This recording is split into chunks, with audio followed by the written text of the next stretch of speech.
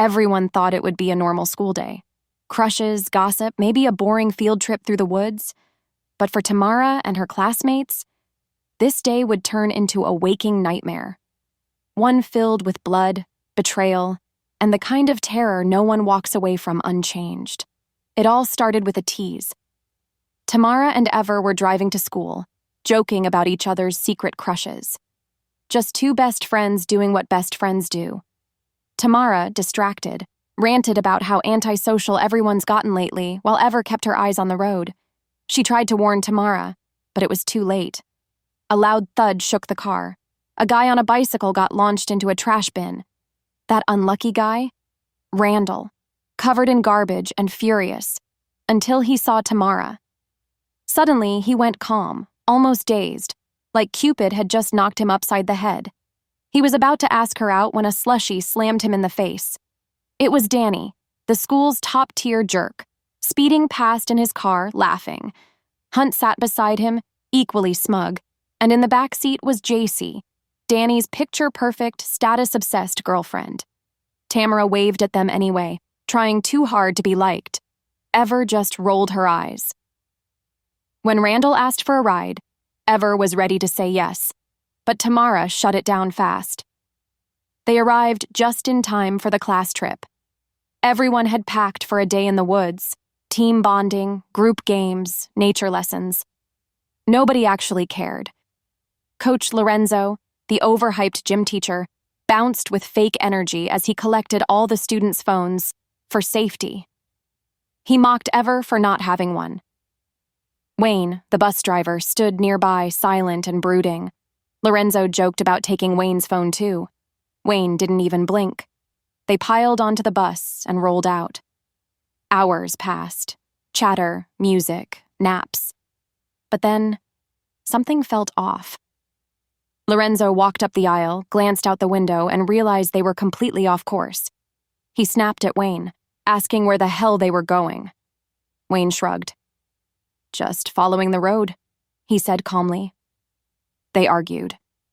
Wayne's eyes left the road. A second later, something hit the windshield. Hard. Blood splattered across the glass. Screams echoed through the bus. Wayne slammed the brakes, but the vehicle barreled through a fence and crashed downhill into the woods. When it finally stopped, everything was chaos. Kids were crying, some throwing up. G's nose was broken from the impact, but Lorenzo told her to tough it out. That's when they heard it, scratching outside. Something was moving around the bus. Not human. Then, the radio crackled. A broadcast came through, garbled but clear enough. "Evacuate immediately. Chemical threat detected. Quarantine in effect." Suddenly, something slammed into the bus window.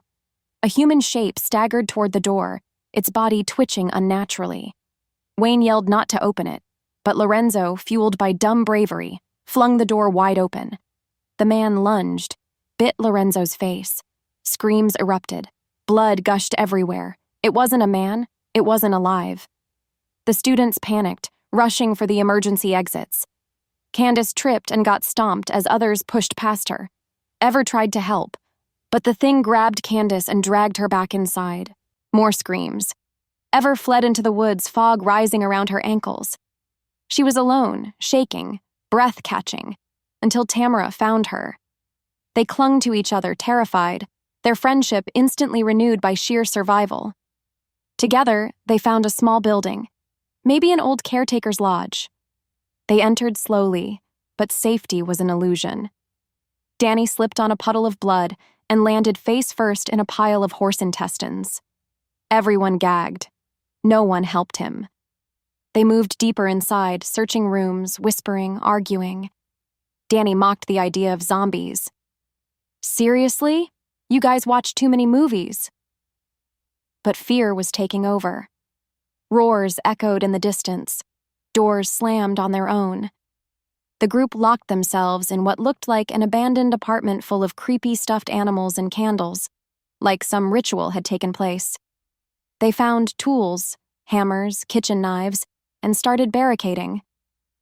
Tamara thought she saw someone watching them through the window, then heard a scream outside. Before she could react, Hunt cracked a dumb joke and broke the tension. Stephen, normally quiet and nervous, stepped up. "I've played every survival game out there," he said. "I can handle this." Inside, Jossie started whispering in Tamara's ear, planting seeds of doubt about Ever. "You don't need her. You could hang with us." Tamara hesitated, torn. That's when Candace's voice came from outside, muffled but unmistakable. Ever rushed to the window. She was alive, calling out for help. Randall spotted a zombie in the tree line, inching closer. Everyone argued. "Don't open the door." Ever ignored them. She called to Candace, opened the window slightly, reached her hand out. As Candace stepped closer, the zombie leapt from the shadows, tackled her, and smashed her skull into the porch rail. Then, from the darkness, Wayne returned, but mutated. His face grotesque, eyes glowing. He punched through the wooden door like it was paper and stormed inside. He wasn't Wayne anymore. His face sagged, skin melting like wax. His voice was a garbled growl. He lunged at Jacie, grabbing her by the hair and yanking her toward the kitchen. Stephen threw a chair. It missed. Danny froze in fear. Ever didn't. She grabbed a metal rod and smashed Wayne in the head. Once. Twice. Bone cracked. He dropped Jacie. Wayne turned toward Ever, but Randall charged, and together they shoved him out the window. He hit the ground hard, but his body still twitched. "We need to leave," Ever gasped. Jossie snapped back, "No, we stay. This place is safer." But the group was already splitting. Tamara took Ever's hand, and they ran. Out the back door, across wet grass, fog so thick it swallowed their legs. Every noise made them jump. They found an old barn, ducked inside. The smell of wet fur and decay hit them instantly. Tamara collapsed. "I didn't want this. I just wanted to be cool. I treated you like crap." Ever held her. "You're here now. That's all that matters." Suddenly, a growl. A zombie cow stumbled from the shadows, massive, deformed, blood dripping from its mouth. They bolted through the other side of the barn, leaped over broken fences, ran blindly back into the woods. Meanwhile, back at the house, the others fortified the walls. Barricades, traps, glass shards on the floor. Stephen took charge. "We survived the night. Maybe someone finds us." Danny mocked him, but Stephen ignored him. They heard a strange hum from the trees. The forest looked infected, blackened bark, veins pulsing across tree trunks. Then, the radio crackled again. "Quarantine. All infected will be terminated on sight." Everyone went silent.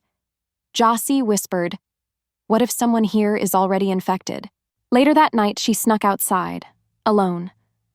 A shadow stepped from the trees. It was Lorenzo, but wrong. One eye glowed red, his voice distorted. "You kept your promise?" Jossie nodded. "They're all inside. Just let me live." Lorenzo smirked. "Too late." He vanished into the trees.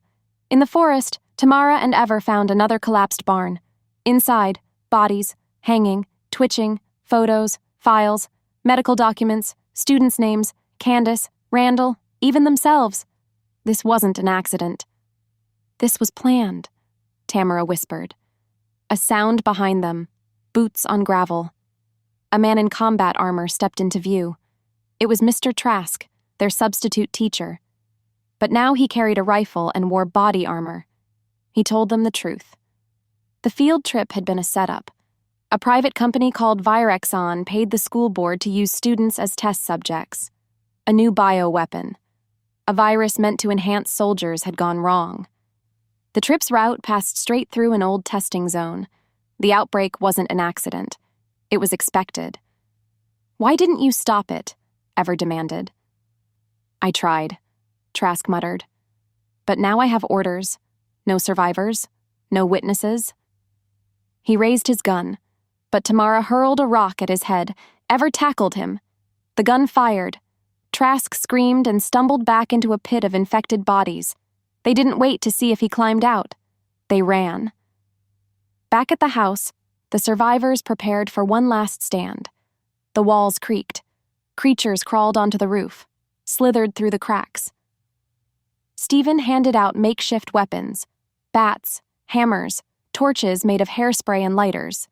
Then all hell broke loose. Zombies burst through the windows, teeth, claws, blood. Randall was bitten, saving G. Stephen and Danny fought side by side.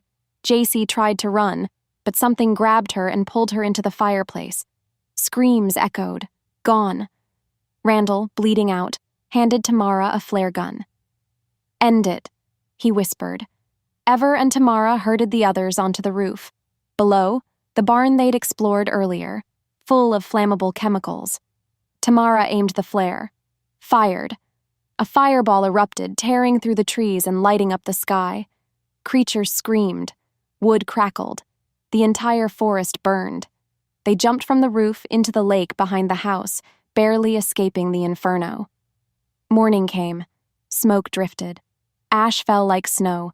Helicopters appeared overhead. Soldiers in hazmat suits swarmed in. They pulled survivors into quarantine vans. Questions were shouted. Lights blinding. "You're lucky to be alive," someone said. But Tamara didn't answer. She just stared ahead, because she knew this was never luck. It was a setup, a test. And next time, they won't be so lucky.